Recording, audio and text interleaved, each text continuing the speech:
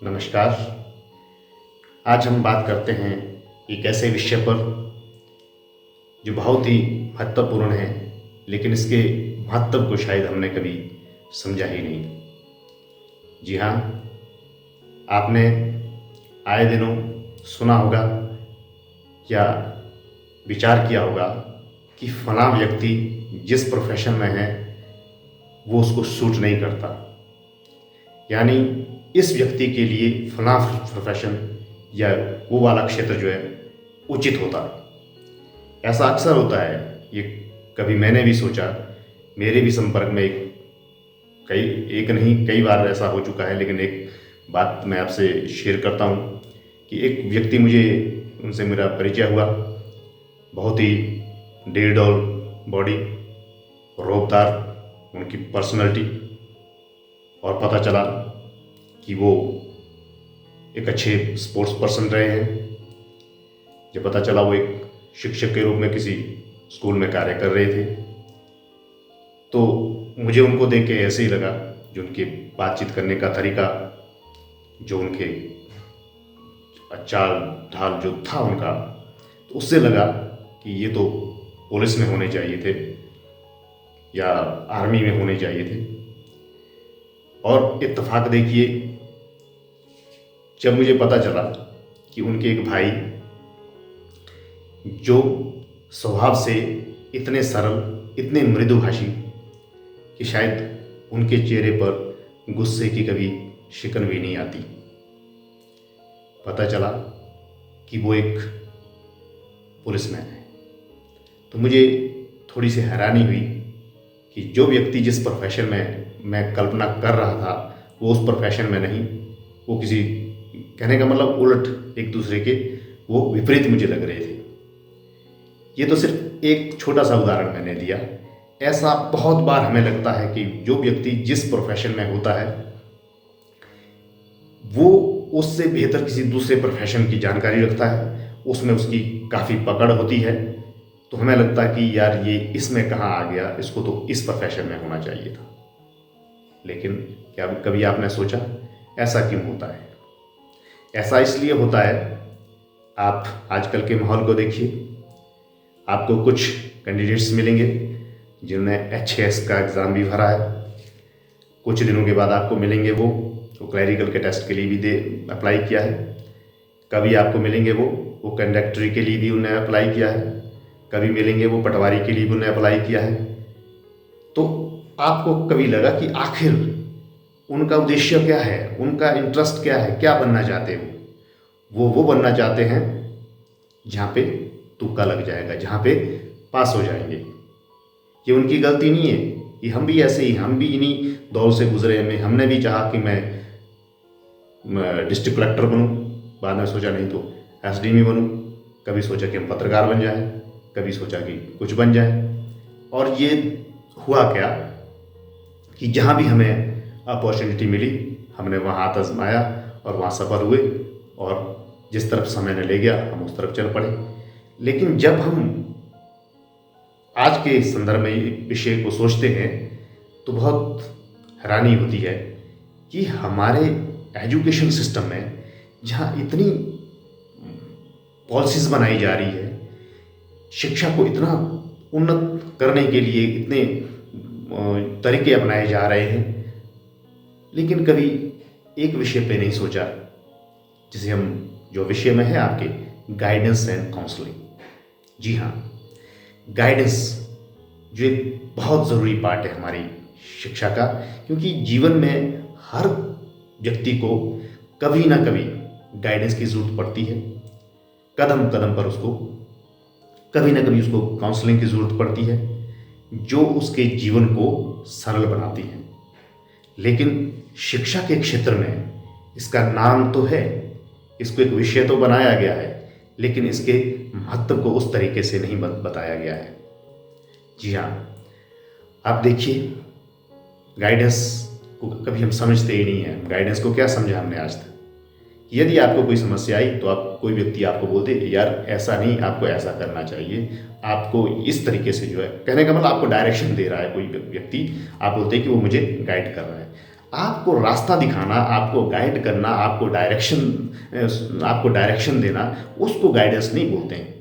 Guidance का मतलब है कि आपके अंदर उस पोटेंशियल को, उस एनर्जी को, उस शक्ति को जागृत करना कि आप अपना रास्ता खुद तय करें, आप अपनी समस्याओं को जो है उसका हल खुद ढूंढें, अपने बर्डन को आप खुद कैरी करें, उसे गाइडेंस कहा गया है। गाइडेंस इसे नहीं कहा गया कि आपको कोई दिशा निर्देश दे दिए कि आपको ये करना है, आपको क्या करना चाहिए, आपको साइंस पढ़नी चाहिए और आपको डॉक्टर बनना चाहिए, आपको इंजीनियर बनना चाहिए, वो गाइडेंस नहीं है। गाइडेंस एक तरह का प्रिवेंटिव है। Guidance is a preventive measure कि आपको एक ऐसा वातावरण देना, आपको एक ऐसा माहौल देना कि आप अपने अंदर के पोटेंशियल को, अपने इंटरेस्ट को समझें। यदि हम इसको देखें, यदि हम एक बच्चे को पूछते हैं कि आप क्या बनना चाहते हो, तो वो बच्चा बोलेगा कि मैं टीचर बनना चाहता हूँ, क्योंकि उसको टीचर ने पूछा, हो सकता है उसने टीचर का जो कैरेक्टर है उससे प्रभावित हुआ हो। जब वो डॉक्टर को देखेगा, डॉक्टर के कैरेक्टर से वो जो प्रभावित होगा, तो बोलेगा मैं डॉक्टर बनना चाहता हूँ। कभी बोलेगा वो मैं आर्मी ऑफिसर बनना चाहता हूँ, पुलिस बनना चाहता हूँ। ये जो उसके इंटरेस्ट है, ये सारे टेम्परेरी हैं। परमानेंट जो होते हैं, जो वो उसके अंदर हमें, वो जो असली गाइड वो है जो उसके अंदर के उस इंटरेस्ट को क्रिएट, उसके अंदर वो इंटरेस्ट क्रिएट करे जो उस पर शूट करता हो, जो उसकी जो जियोग्राफिकली, उसकी फिजिकली, हर चीज़ के लिहाज से, उसके इकोनॉमिकली बैकग्राउंड के हिसाब से जो उस पर शूट करता हो, उस तरह के जो इंटरेस्ट को उसके अंदर खोजे और उसको डेवलप करने के लिए एक ऐसा वातावरण दें कि वो खुद ब खुद उस इंटरेस्ट को जो है इम्प्रूव करें और अपने पोटेंशियल को, उस इंटरेस्ट को में लगाएं और अपने आप को उस स्थान पर या उस कैरियर में, उस प्रोफेशन में आगे ले जाने के लिए वो सोचे। एजुकेशन में गाइडेंस की बहुत ज़रूरत है कि बच्चे को पहले तो किस सिलेबस, सब्जेक्ट क्या लेना है, विषय क्या लेना है। दूसरा, गाइडेंस सिर्फ यहीं तक नहीं है कि जो संस्थान में जो आपके उसके लिए रिसोर्सेज हैं, जो उसके लिए इंफ्रास्ट्रक्चर है, जो इंस्ट्रक्शनल चीज़ें हैं, जो उसके लिए जो सुविधाएं वहाँ दी हैं, उनका उपयोग कैसे किया जाए, खाली समय का कैसे इस्तेमाल किया जाए, समय को किस तरीके से जो है उपयोगी बनाया जाए, ये सारी चीज़ें यदि हम बच्चों को बताते रहें तो वो एक तरह से उनके ऊपर थोपा जाता है। वो एक ज़बरदस्ती का है कि आपको पढ़ना है, आपको जिससे कहते हैं डंडे के ज़ोर से नहीं होना चाहिए, बल्कि उसके अंदर वो चीज़ें खुद डेवलप होनी चाहिए, इनेट होनी चाहिए। उसके लिए गाइडेंस की ज़रूरत है। और आगे चलकर प्रोफेशन में, कि वो किस प्रोफेशन में जाए, उसके लिए गाइडेंस की ज़रूरत होती है। कहने का मतलब जीवन में पग पग पर जो है गाइडेंस की ज़रूरत होती है। और इसी के साथ काउंसलिंग जो है क्यूरेटिव है। गाइडेंस और काउंसलिंग में थोड़ा सा फर्क है, एक जैसा ही चलता है, दोनों जीवन के लिए उपयोगी है। गाइडेंस जो है प्रिवेंटिव है, काउंसलिंग जो है क्यूरेटिव है। कहने का मतलब है कि गाइडेंस वो है जब आप किसी कार्य में, जैसे आपको क्या प्रोफेशन चुनना है, उसके लिए आपको गाइड किया जाता है, उसके लिए आपके अंदर उस तरह की भावनाएं जागृत की जाती है, उसे गाइडेंस कहते हैं। यदि आप किसी प्रोफेशन में चले गए, वहाँ कोई समस्याएं हैं, वहाँ आपको अपने आप को एडजस्ट करना है, उसके लिए जो है आपको की जो है काउंसलिंग की जाती है। उदाहरण के तौर पर समझाता हूँ।